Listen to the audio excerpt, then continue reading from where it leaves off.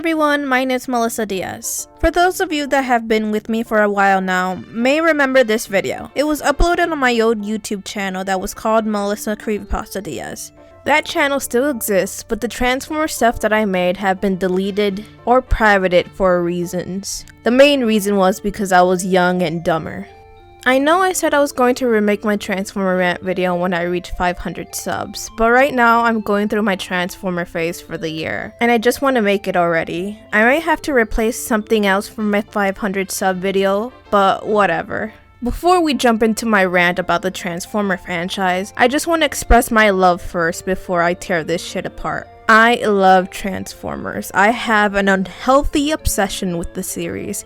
Here are my Transformers toys, comics, merchandises, and posters. The series really helped me out when I was at the lowest points in my life, and I can't imagine a world without them. I instantly fell in love with the characters, the shows, the comics, and yes, even the movies. Actually, my first exposure to Transformers was because of the movies. When Dark of the Moon came out, that's when I truly started to become a fan, and I wanted to learn more about them. The first show that I watched was Prime, and the first comic I read was More Than Meets the Eye. I love this franchise, but just because I love it so much, it doesn't mean I think it's flawless. This franchise has more L's than W's, and the community can be toxic as well, especially when both the shows and fans refuse changes in the franchise. And if you're a fan, you know what I'm talking about.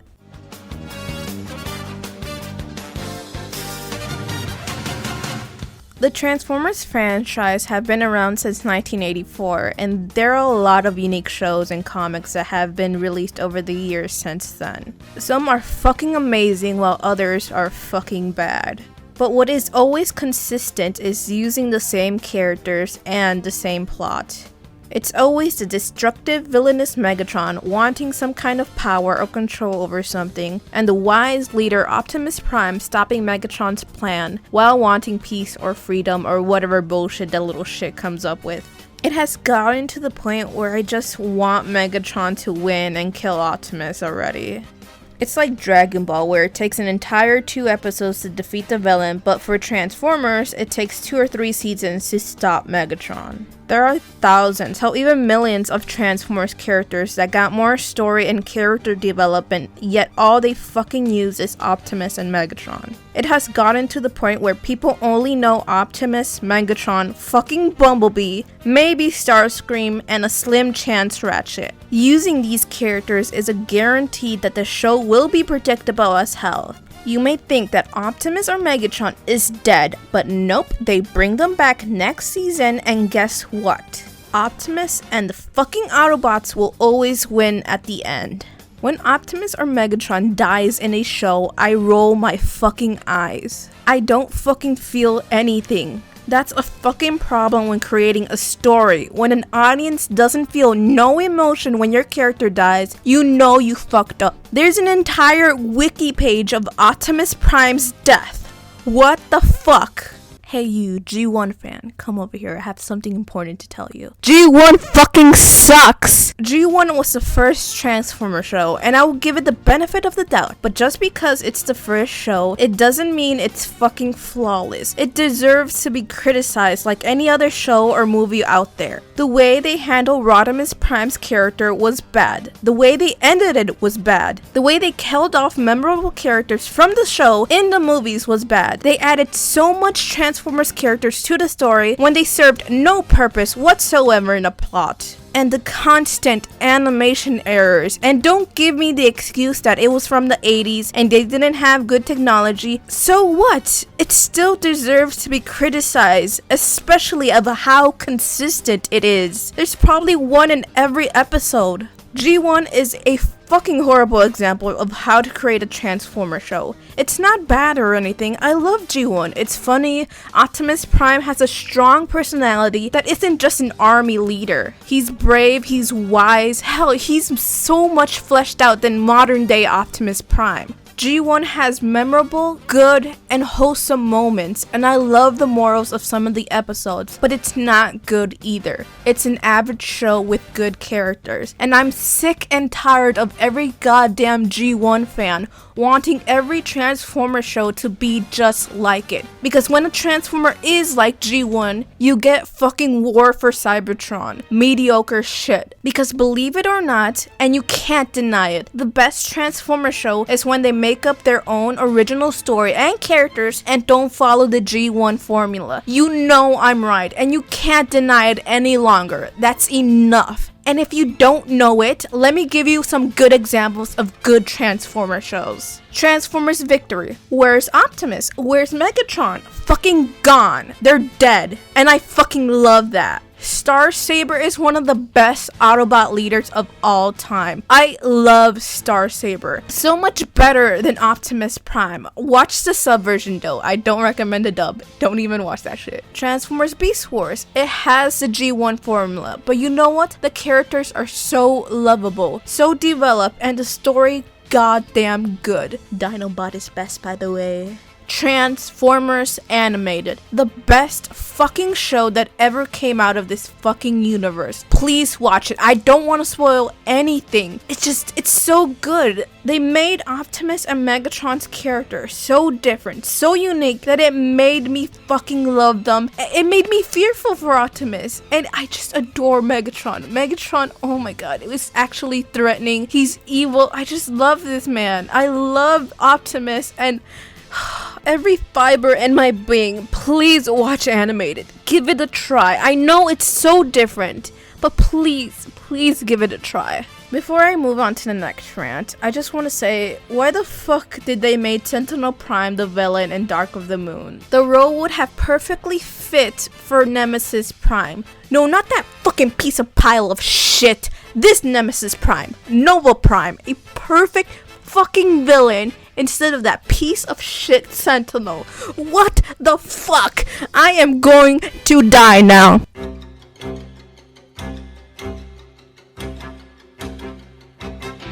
Why?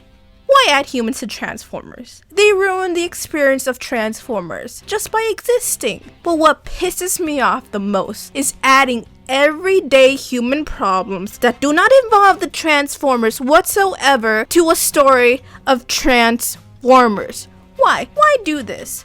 I don't give a shit about Sam's love life or family life. I don't give a shit about Charlie's teen angst. I don't give a shit about Kate's love life or family life. I don't give a shit about the Malto family and their cringe fest. That could have been me, by the way. That could have been me. That could have been me. Megatron is mine. Oh my god. Oh my god. What the fuck? No. Oh my goodness. I don't give a shit about Danny, Russell, Miko, Daniel, Spike, Sparkplug. They serve no purpose to the plot. I don't give a shit about Jack Darby wanting to live a normal life. Which, by the way, that's totally fucking bullshit. If some adventure, or if the Transformers actually existed in the universe and it presented itself to your life, would you not take it? What makes you think Transformers or fiction exist? It's an escape from our boring, normal, miserable life. And I am sick and tired of hearing some goddamn character in any media saying, I just want to live a normal life. Shut the fuck up. Here are some good examples of humans and Transformers media.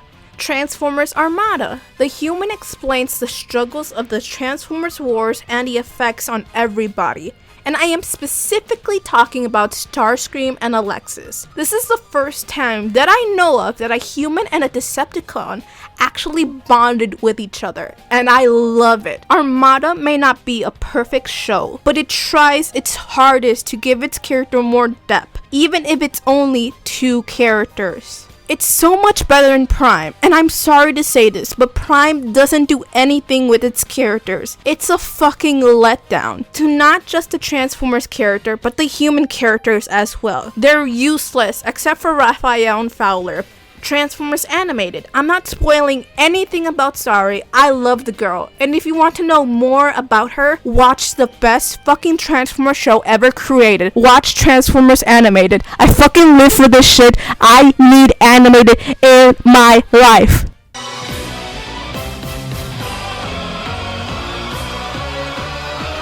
To be honest, I have not read a lot of Transformers comics, so I can't really critique it a lot. Hell, I'm not even finished reading all the IDW continuity comics yet. They're just collecting dust. But the ones that I have read so far are pretty good. I joined the Transformer comic scene around December 2015, when I had to wait for new issues of More Than Meets the Eye to be released, and waiting for those bitches to come out every month with hiatus being thrown every once in a while was stressful. Reading Robots in Disguise wasn't enough for me. I needed my regular hookup. I needed More Than Meets the Eye.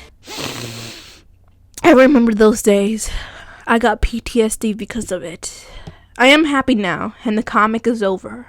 But I still wake up in a cold sweat, remembering my patiently waiting for More Than Meets the Eye. I cry at night. I pray at night. Thank God it's over. And the ending was pretty bad. The only comic that is worth my criticism is Kiss Players, but we know it's fucking bad. It's Japan being Japan again, so why bother with this one? What have been already said for this one. I still haven't read any Transformers Dreamwave comics yet, but according to my research, Dreamwave's production were the ones that first started to establish major Transformer story and characters into how we know them today.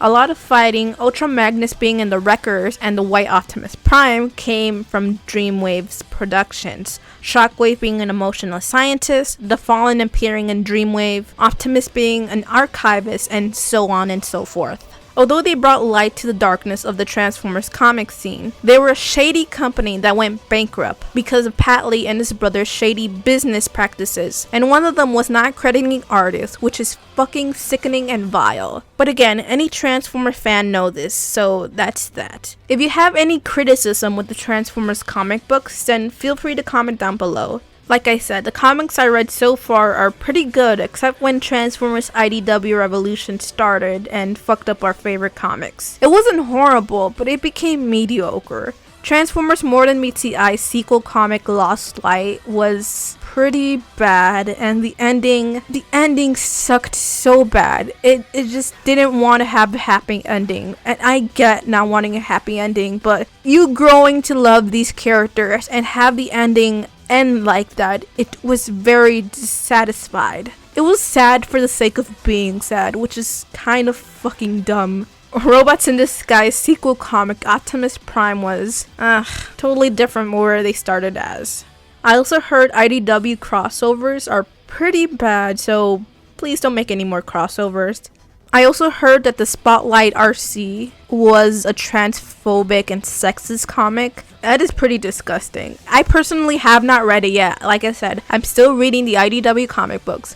But if that's the case, it deserves all the criticism it truly deserves, and I do not support it whatsoever if that is the case. Moral of this one, don't make Saber a bad guy, because I will fucking slaughter you.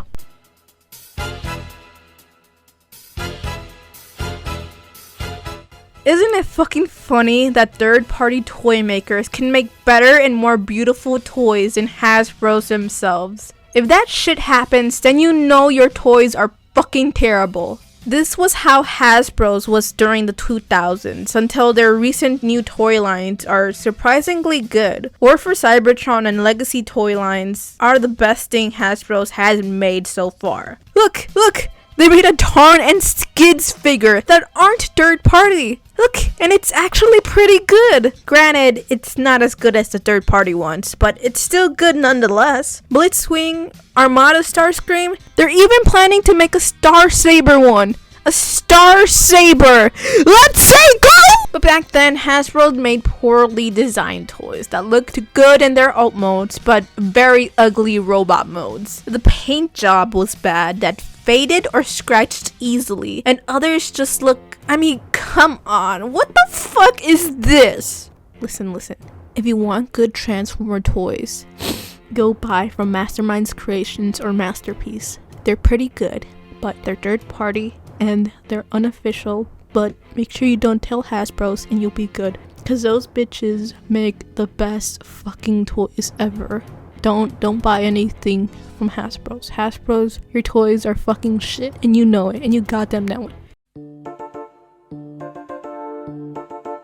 Here is the conclusion of this video, and here where I spill out the morals of this video. I love Transformers Animated, I love Star Saber, I love Sorry Sumdak, I love More Than Meets the Eye, and I love Mastermind's Creations.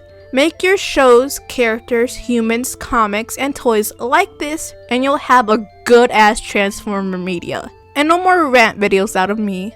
I rant about Transformers because I love it, and the more I rant, the more I love that subject.